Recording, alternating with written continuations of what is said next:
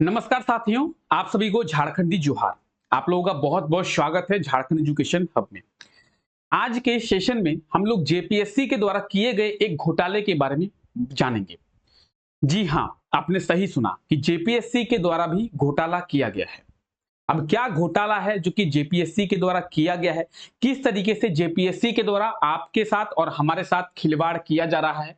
जो भी कैंडिडेट ऐसे हैं जो जेपीएससी के एग्जाम की तैयारी कर रहे हैं या फिर जेपीएससी का एग्जाम देते हैं ये सोचकर कि हमें जेपीएससी में जॉब मिलेगी, हम आगे चलकर एक अच्छे पद पर काम करेंगे, उन लोगों के साथ किस तरीके से जेपीएससी और झारखंड सरकार दोनों मिलकर क्या कर रही है, तो खिलवाड़ कर रही है, जेपीएससी घोटाला कर रही है। और अगर आपके पास पैसा है तो किस तरीके से आप जेपीएससी में जॉब ले सकते हैं, इस चीज के बारे में आज के इस सेशन में बात करेंगे।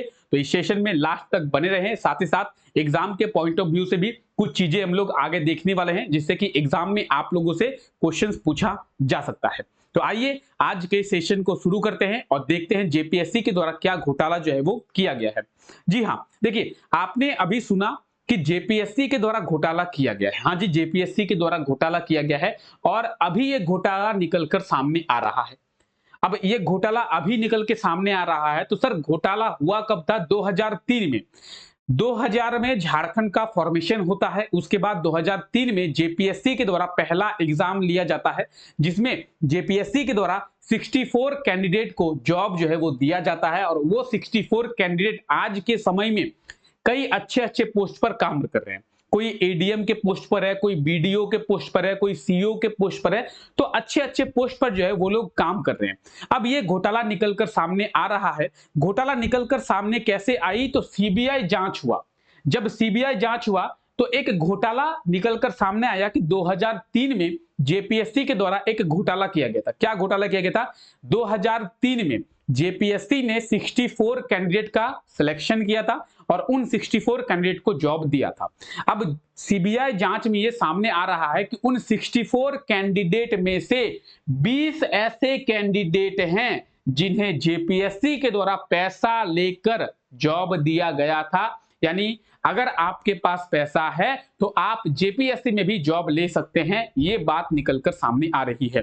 ये बात मैं नहीं कह रहा हूं, ये बात कह रही है आर्टिकल कि प्रथम जेपीएससी नियुक्ति परीक्षा घोटाले में सीबीआई ने 37 लोगों के खिलाफ जो है वो दायर किया क्या? आरोप पत्र। यानी जो 2003 में जेपीएससी का पहला एग्जाम हुआ था उस एग्जाम में टोटल ऐसे 20 कैंडिडेट थे जिन्हें जेपीएससी के द्वारा पास किया गया था। यानी वो लोग पास होने के लायक नहीं थे, उनके नंबर को जेपीएससी के द्वारा बढ़ाया गया था और उन्हें पास किया गया था।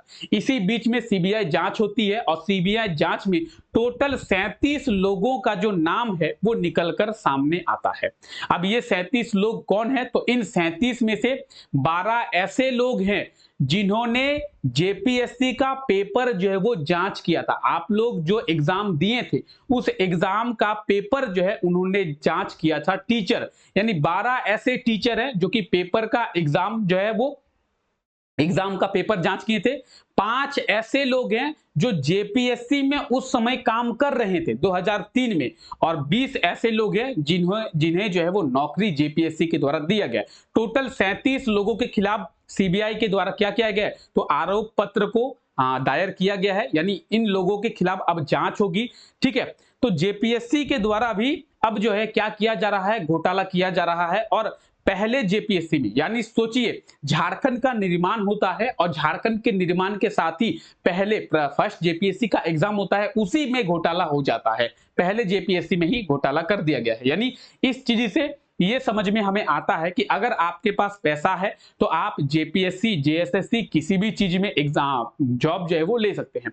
रिसेंटली 28 जनवरी 2024 में जेएसएससी सीजीएल का एग्जाम होता है और वहां पे भी आप लोगों को पता चल ही गया होगा कि वहां पे भी घोटाला होता है। एग्जाम का जो पेपर है वो पहले ही लोगों को मिल जाता है और एग्जाम का पेपर पहले मिलने से वो लोग आराम से अपना एग्जाम जो है वो दे पा रहे हैं।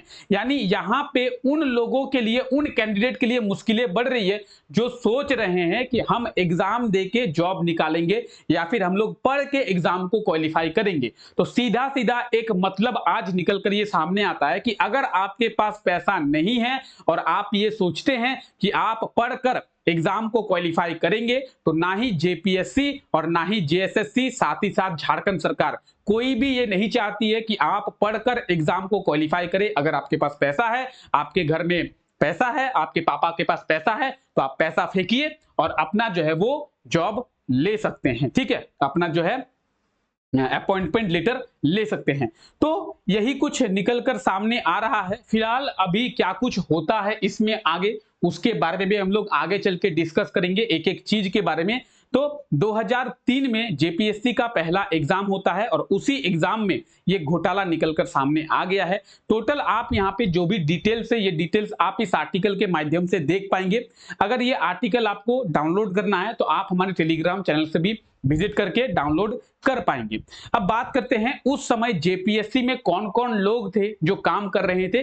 तो 5 जेपीएससी के मेंबर थे जो 2003 में काम कर रहे थे। उनमें से एक थे दिलीप प्रसाद, जो कि जेपीएससी के उस समय चेयरमैन हुआ करते थे।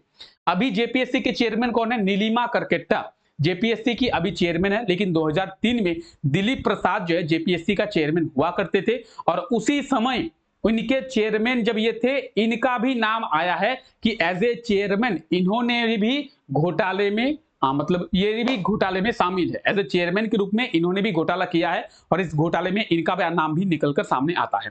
साथ ही साथ गोपाल प्रसाद का नाम निकलकर सामने आता है, राधे गोविंद नगेश का नाम निकलकर सामने आता है, शांति देवी का नाम निकलकर सामने आता है, अलीश उषा रानी सिंह का नाम निकलकर सामने आता है। और ये जो है 5 आप कैंडिडेट देख रहे हैं, या फिर ये जो 5 लोगों का आप नाम देख रहे हैं, ये जेपीएससी में उस समय कार्यरत थे, जेपीएससी में उस समय काम कर रहे थे।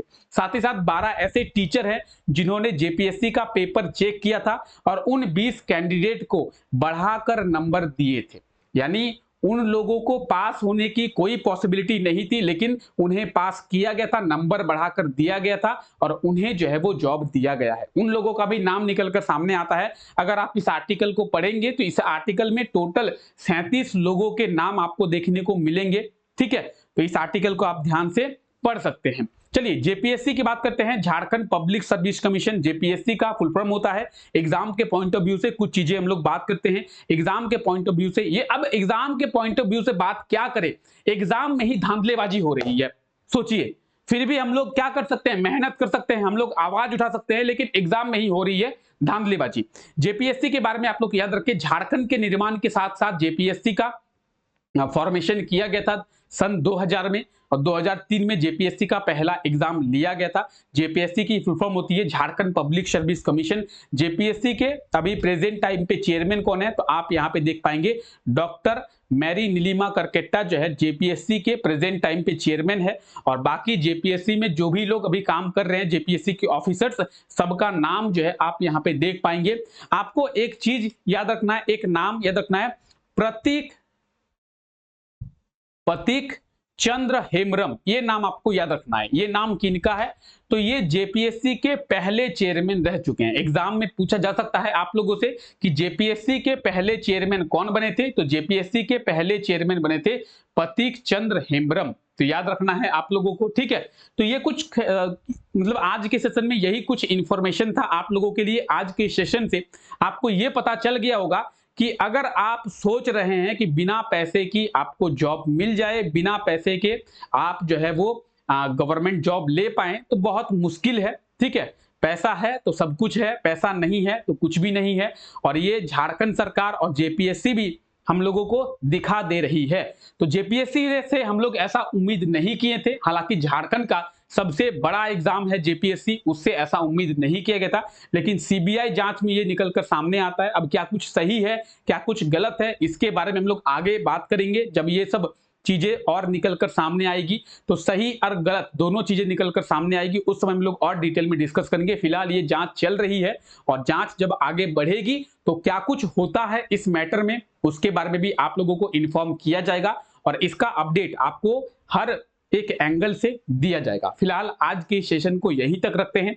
आप सभी लोगों का बहुत बहुत शुक्रिया इस सेशन का हिस्सा बनने के लिए। इस सेशन को अपने दोस्तों के साथ भी जरूर शेयर करें। मिलते हैं आप लोगों से नेक्स्ट क्लास में, तब तक के लिए टेक केयर, बाय बाय।